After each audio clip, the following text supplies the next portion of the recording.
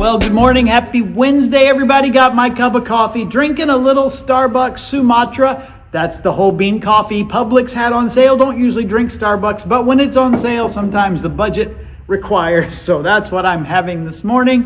Hope you're having a great day, whether you got your cup of coffee, tea, or whatever else it is that on this particularly warm day you might be enjoying. Thanks especially for taking a few minutes out of your day to talk with me about the story of the Bible. As we've been doing, we've been trying to look at kind of the big picture story. We're going to make a major transition now. The first 5 books of the Bible, Genesis, Exodus, Leviticus, Numbers, Deuteronomy, are called the Torah, the law of God, or they're called the Pentateuch, the first 5 books. And they're a unit, typically attributed to Moses' author, that tell the story of creation, of the selection of Abraham and his family, their travels to Egypt under Joseph, and God's deliverance of them from Egypt, and their wandering in the wilderness until they come to the very edge of the promised land. And the next set of books, the next book in the English order of the Hebrew Bible is Joshua. It's named after the new leader of Israel. Joshua was sort of Moses' right-hand man in many ways. He went with him. In fact, there's one place, I should have written it down, I didn't think about it, that sticks out with me, that he would sit at the door of the tabernacle. Sometimes he would just be found sitting there. And so part of what Joshua learned from Moses was the value of a relationship with God. Now, he didn't get to go up on the mountain. He didn't get to see God there and be a part of the giving of the commandments. But he was one that had great faith. He was one of the 2 spies that said, no, we can take it. He and Caleb.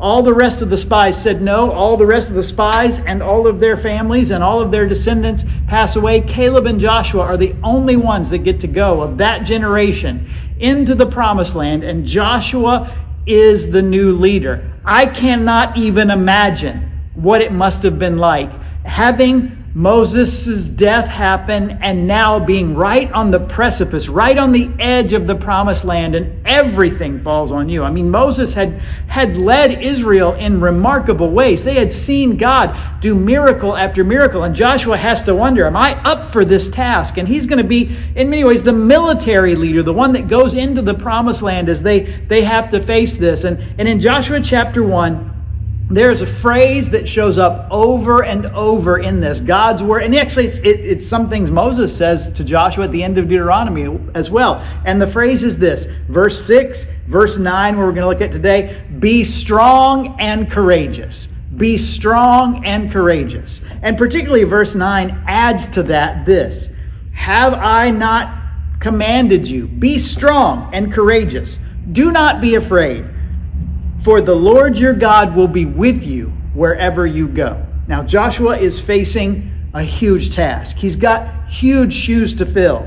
And he's about to deal with a lot of things. And the word that God gives him over and over, be strong and courageous, be strong and courageous, be strong and courageous. Now, God's plan to him doesn't come as, okay, Joshua, here is the perfect battle plan. There are battle plans that unfold, and they're not exactly kind of the stereotypical things. There's some crazy ways that God instructs Joshua, and God uses Joshua in the next part of this story of the conquest of the promised land. But here, God doesn't come to Joshua with battle plans. God doesn't come to Joshua with things laid out. He comes to Joshua with that encouragement, be strong and courageous. And then the little promise to back it up, for the Lord your God is with you, or will be with you wherever you go. What better thing could God have said to Joshua than that? What more could Joshua want than to know God went with him? Because he was going to face some obstacles. They're strong, fortified cities. That's what the spies said. That's why many of them didn't want to go into the promised land. We can't win. There's the descendants of Anak, the Nephilim, the giants in the land. How in the world are we going to overcome them? And so you would think in the face of all of that, and in the face of a new generation of people, and not a battle-hardened warrior class. These are folks that have been wandering in the wilderness, subsistence living, manna and quail as it happened, as they come to the precipice of the promised land. And God's promise, God's commandment to Joshua, be strong and courageous. Now, what is courage? I think sometimes there's a lot of different definitions, and some people think you're courageous when you just don't have any fear and you rush in. But I think courage is actually the opposite. It is the kind of action that happens in spite of your fear. Courage is taking the next step even when you're afraid. Not the absence of fear, but taking that step when you are afraid. Be strong and courageous, Joshua. Why can you take the next step even though you're afraid? Because the Lord your God will be with you wherever you go. It's a remarkable thing that God promises to his person Joshua, and it echoes down through history. It's the same thing that comes to us, because like Joshua, we might find ourselves on the precipice of something new. There's a lot of circumstances, a lot of times of transition in our life.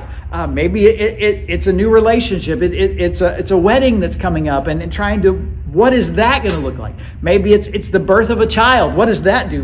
These are some of the things that psychologists say are the most stressful moments of our life. Things like getting married or having a child, or a move, relocating from one place to another. What does that look like?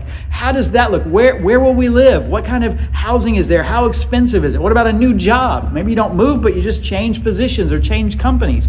That can be huge. All of these things, a health challenge can be equally as huge. All of the uncertainty that comes with every one of those things. We don't know what's coming next. We sometimes don't know what to do, but I think the promise that God gives to Joshua is the same one we need to hear. The Lord our God is with us wherever we go. That is the basis of our courage. That's the basis of taking the next step. Because faith isn't just nebulous, I believe. Faith is acting out our beliefs. In fact, as it's been said, I can tell you more by what you believe, by how you're acting, or where you're spending your money, or some of the habits you have, than I can tell by you telling me what you believe. Because we live out our true belief system. We can proclaim a lot of things, but how we live is really what we really believe, because that's the things we're acting on. That's the basis of belief. And so Joshua had to take the next step. He had to say, am I going to be strong and courageous? Am I going to move forward? Is his faith going to require action? And he took that next step of action. And the book unfolds as Joshua takes action, and God provides, and God delivers, and God performs even miracles for Joshua and for the children of Israel as they move forward. And that's the same thing we need to know, that as we face the uncertainty and the changes and the transitions and new seasons in our life, all of it, we can go into knowing that God promises to be with us. In fact, in the book of Matthew, the last words of Jesus recorded, the last verse of Matthew chapter 28, the last chapter of the gospel, he gives the Great Commission about go and make disciples, but he ends it by saying, and surely I will be with you always, even to the very end of the age. The promise that God makes to Joshua in Joshua chapter 1, that he will be with him, that gives him the strength and the courage to take those next steps, is the same promise Jesus makes to us who follow him. That as we face the uncertainty of life, as we face difficulty, as we have to step forward and live out our faith by practical action, we need to be strong and courageous. Not afraid, but be strong and act in spite of our fear, because we have the assurance that God promises to be with us. As we follow him, as we seek to live out his will, he is with us and helps us navigate all the uncertainty. Again, it doesn't mean there'll be no challenges, doesn't mean there'll be no difficulty, doesn't mean there won't be failures and heartbreak at times.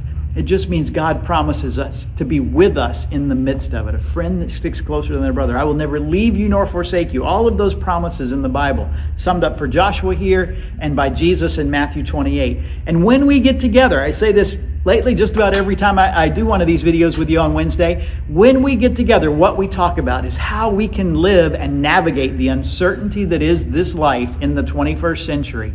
How we can be strong and courageous and take those steps of faith. Take the action that backs up what we say we believe and the way we live out our lives, with the certainty that God is with us. And we do that together. We learn together. We sometimes succeed together, and sometimes we stumble together. But when we stumble, we have other people, other believers to stand beside us, to help us back up, to help us learn from those mistakes and point us to the one who promises to be with us wherever we go. We invite you, if you want to learn about that God who is with us and who came fully and finally in Jesus to demonstrate that he is Emmanuel, God with us, we invite you to join us. Sundays, 9 o'clock. We're going to be here. We're going to be talking about those very things. Every time we get together, our Bible studies, our services, these Wednesday chats, are reminding us of who Jesus is, who God is as he's revealed himself through his son Jesus, and how he promises to be with us and navigate the ups and downs, the ins and outs, the hard times and the good times of life. And we want to learn with you together, so we invite you to be a part of what we're doing.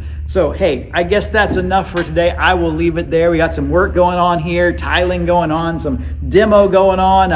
Hopefully the back, if you were here Sunday, that'll be all cleared up. They've finished up the tiling in the back. They're working on the hallways now. So we're excited about the changes around here, some painting, new carpet, all that stuff coming down the pike.